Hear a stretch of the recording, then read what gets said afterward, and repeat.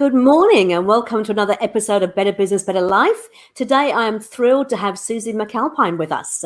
Suzi has been introduced to me because she has written this book called Beyond Burnout, and she's going to share some of her tips and her tools from that. So welcome, Suzi. Thank you for joining me. Thanks for having me on the show, Deborah. It's great to be here. My absolute pleasure. Hey, this is a really, really hot topic of mine. Obviously, working with entrepreneurs, we get a lot of people who experience various types of stress and issues. I'm not sure it was necessarily burnout, but I think it's going to be important to talk about what that means and what that looks like. So, I'd love you to start just by telling me a little bit about why did you write the book? Well, it was a perfect storm of three things, really. I had experienced burnout earlier in my career when I was in corporate, although ironically at the time I didn't recognise it as such.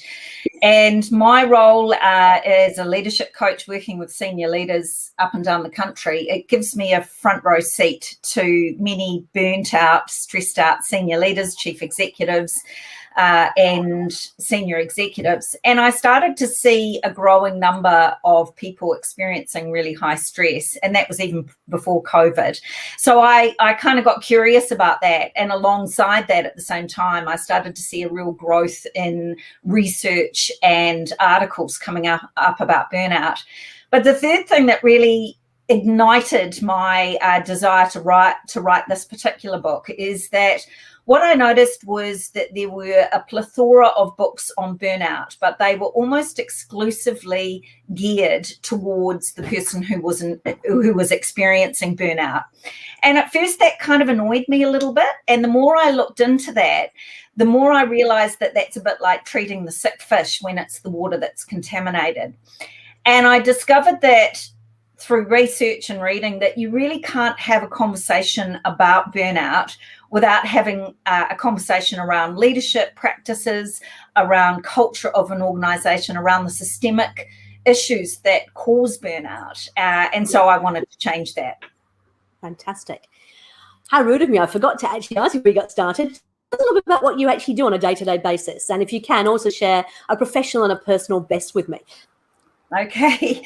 Well, I'm a bit of a leadership geek. I love leadership. I love what magic emerges when great leadership is around, and also the challenges that come with being a leader. I've been a leader myself, and I work with leaders in many, many different guises. I have a number of different, I suppose, products or service lines. One of them is one-on-one coaching. I do a small amount of one-on-one coaching, mainly with chief executives. I have a executive leadership team high performance program where I work with executive leadership teams over the course of about 12 months. It's called Pivot. And then finally, I have the Leaders Map, which is an online blended leadership program for emerging leaders, which I work with corporates to help roll out. So personal best, other than hooking up with my husband 21 years ago, that was probably a good move. We've got three beautiful children. I would say writing this book has been a personal best for me for a couple of reasons. I had wanted to write a book for many, many years. It was a goal of mine and a dream. And it took 4 years in the making when we looked at the research. And last year I wrote it alongside my normal work. And there were a couple of things that I really learned from this. One is you don't have to do it alone. I was really fortunate to have an exceptional book writing coach, Wally Bock. He's in the States, helps lots of people write books. So I thoroughly recommend him. And also Christina Wedgwood, who was my agent and editor. And of course I had Penguin Random House. So don't do it alone. And the other lesson I got from that was a little bit done often every day, even if it feels like 2 steps forward, is 1 step back, is always the way to go. Yeah, no, I completely agree. I was talking to a friend the other day who actually wrote a book also on the same sort of thing. They said just sit down and write every day. And even if you only get 7 words, and that's a start rather than doing nothing. So, hey, so 4 years, so I understand that's quite a long time, but I understand why. You did a huge amount of research, didn't you, behind this book, and interviewed a whole bunch of people as well. So from that, how would you define burnout? Well, burnout is a state of emotional, physical, and mental exhaustion, and it's caused by excessive or prolonged stress, and it's related purely to your professional life. So you can have other forms of mental distress to do with your personal life, and that sucks, but that's not burnout. So there are 3 red flags of burnout. One is chronic exhaustion, and we're not talking about the sort of tiredness where if you go on holiday or you have a weekend off, you bounce back. This is the no bounce back factor. It's when the batteries just won't recharge. And the second red flag is this increased cynicism or depersonalization. I talk about it with my no hug moment with my son. It's a sort of a distancing, a detachment, and an increased frustration that perhaps isn't part of your normal makeup. It's a real cynicism and frustration. And the third red flag is really that reduced professional efficacy. It's like I just can't do the job I'm supposed to be doing. Nothing I do matters. I interviewed one person for the book who had a great metaphor. They said it's a bit like trying to run a marathon in treacle. And so those are sort of the things I think that are red flags. And I would say it's like you're exhausted, depleted, and deflated. Yeah, that makes good sense. And so what do you do when you've kind of reached that state? Because I should imagine it's quite a difficult thing to talk about. I know that as with a lot of the mental illnesses or mental symptoms, talking about it feels like it's a personal what do you call it? Sort of a negative, if you like. So what do you do when you think you may have experienced or are experiencing burnout? Deborah, one of the things I would say that I talk about 4 strategies in the book: recognise, destigmatise, socialise, and organise. And you've pointed to one of the biggest challenges with burnout and any other mental distress in our workplace, and that is it is shrouded in stigma. Brene Brown says shame never drives any positive behaviour, and I think we need to create psychological safety so that people feel that it is okay and not career limiting to say I'm experiencing burnout, I am struggling and feeling overwhelmed. And in the book I go into lots of strategies about doing that for yourself and others. If you do find that you're the ambulance at the bottom of the cliff and you might be going, crikey, that sounds a bit like me, there are a couple of things I would say. One is don't be compassionate. One of the big myths that I've come across in burnout is that if you suffer from burnout, you are somehow mentally weak or flawed or, are a non-performer. And the research actually shows that quite often it's our most passionate and most dedicated and high performers who can actually be most at risk at burnout. So don't be kind to yourself, be compassionate. Don't try and do it alone. I made that mistake where I just felt like I had to soldier on and dig deeper. Know that it will take some time, rest. There's some other tips and tools in the book. But also I talk a little bit about if you're a leader who you think may be leading someone who's experiencing burnout, there are some strategies and approaches that you can take there. I was going to say, because it's not just the leaders, is it? I mean, it can be, as in the top leaders, it can be anybody in the organisation potentially. So as a leader, it's your role to actually help them recognise that. Yeah. Absolutely. So burnout can happen to anyone. Anyone does and can suffer from burnout, regardless of where you are in the organisational hierarchy and indeed which industry or profession that you're in. Although there are some industries which feature, and not in a good way, the legal profession, the medical profession, those who are in human services are also featured highly. But yes, I think leadership has a huge influence on both the prevention and cause of burnout. So I would say it's important to not only put your own oxygen mask on, but also make sure that you're creating conditions where burnout can't take hold. Yeah. Now, in your book, you have, as you said, you've got the 4 strategies, but you've also got a number of tools. Where would be the best place to start for somebody who feels like they're potentially, either approaching or actually at the stage of burnout? Mm. Do you have a favorite kind of tool that you would? Yeah, well, one of the causes of burnout is isolation, either perceived or real. So I would say that connection is a wonderful antidote to burnout, either to prevent it or if you're feeling it. I think that in our organisations we have lots of what are we doing conversations, and I think that's important. Stuff needs to get done. But I think one of the things that you can do as a leader for yourself and others is to have how are we going conversations. So, create psychological safety and be purposeful about creating connections.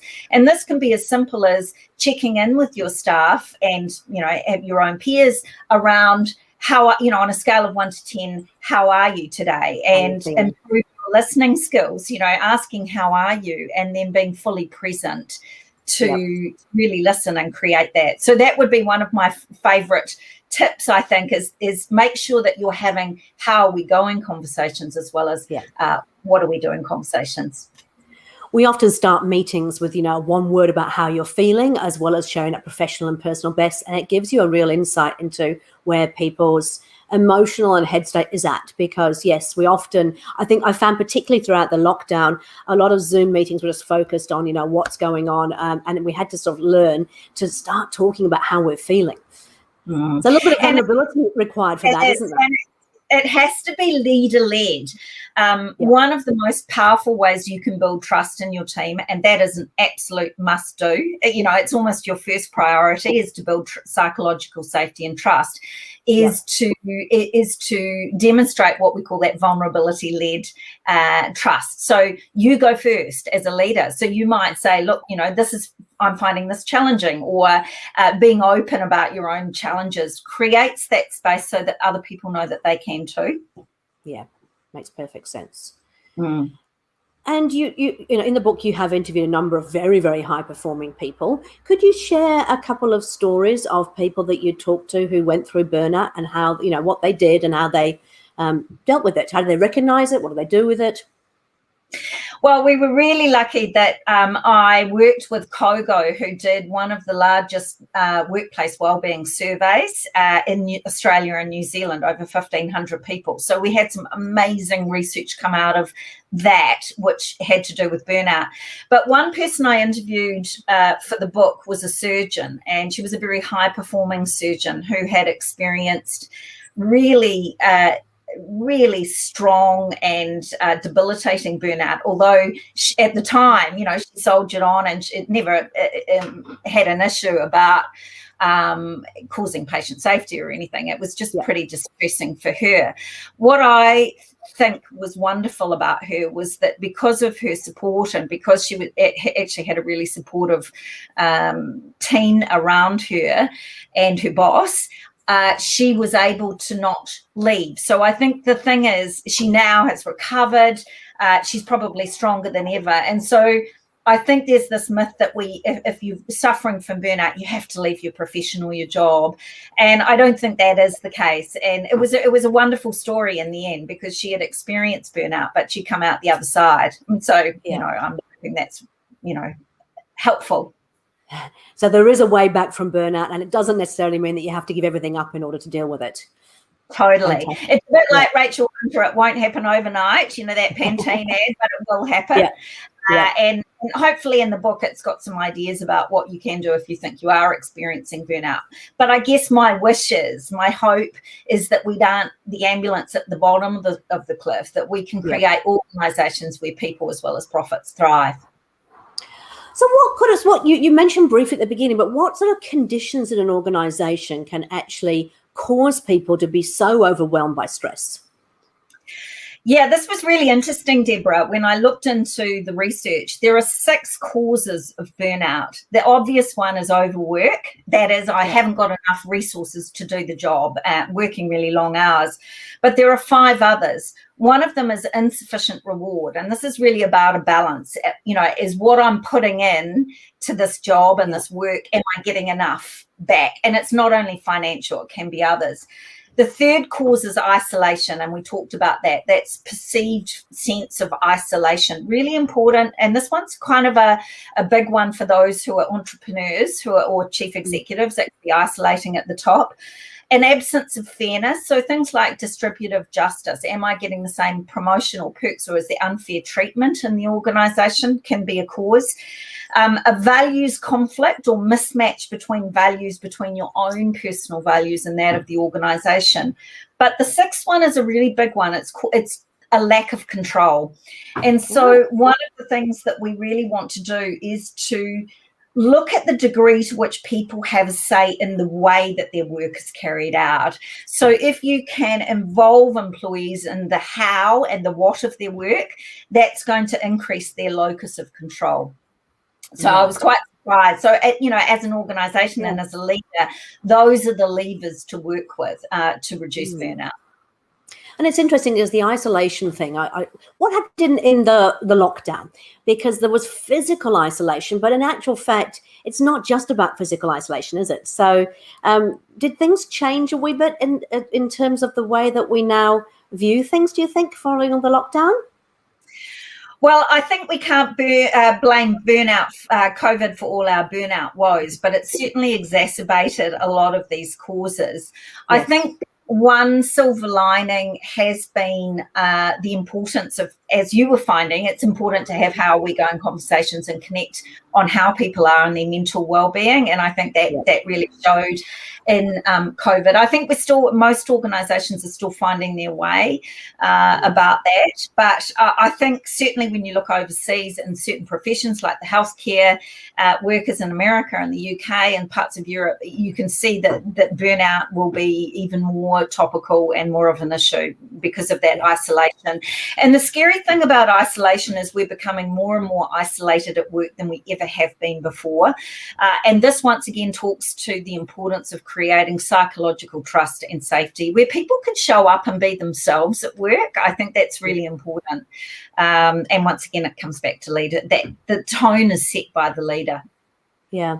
And so why do you think that is? Why are we becoming more and more isolated? What's going on there? Well, there's a lot of different causes, I think. We're more connected than we ever have been before, certainly with social media. I look at my teenage daughter and, they're on Snapchat and, TikTok. But I think we are having less and less meaningful, deep face-to-face relationship, conversations, and I think that's important. I mean, the world is becoming more volatile, uncertain, complex, and ambiguous, and so the pace of work is getting much higher, and so I think that certainly doesn't help. And so there's a myriad of reasons, but I think it becomes even more important to really be purposeful about building connection and creating safety. Fantastic. Okay.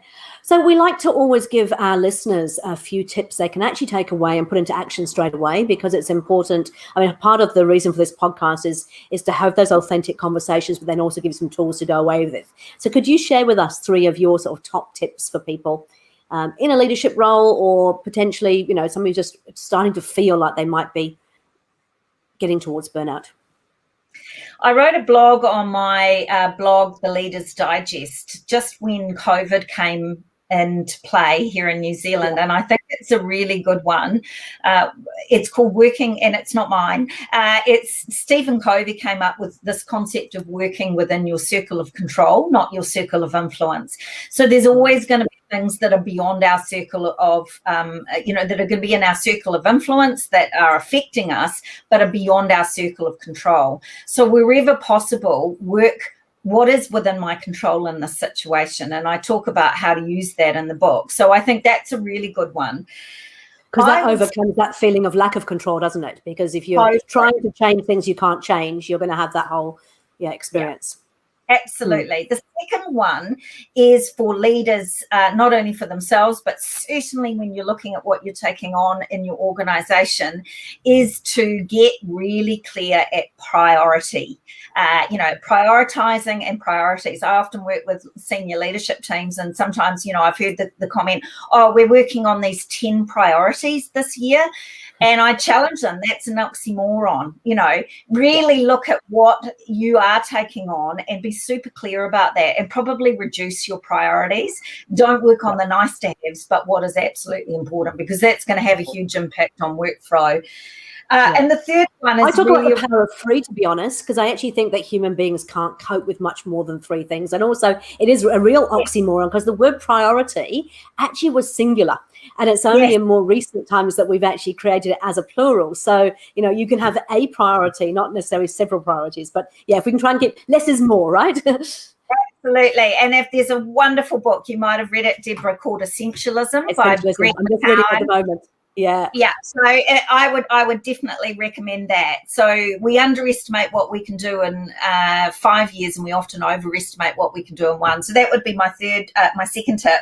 And the third one was the one that I talked to you about, is being purposeful about building connection. How are we going conversations, and up your listening skills. I do this for a living, and even I find it really hard to actively listen at times. And so I think leaders can always get better at listening. And I suppose in this online environment, it's a little bit more difficult as well, right? Because I think when you're face-to-face with somebody, there's a lot more visual clues you can pick up on. That's a little bit easier. Have you got any tips about how you can do that better online? Yeah, it's a tricky one. I think we're very fortunate in New Zealand in that we have this choice. And I think certainly when you're having a meeting, I think look to the purpose of the meeting. How important is that face-to-face connection? Are there other mechanisms to do it? Certainly sometimes it's really important to be face-to-face if we can. But if we can't, I think just what we did before we got on to the actual task at hand, which was our podcast, we connected and just got to know each other.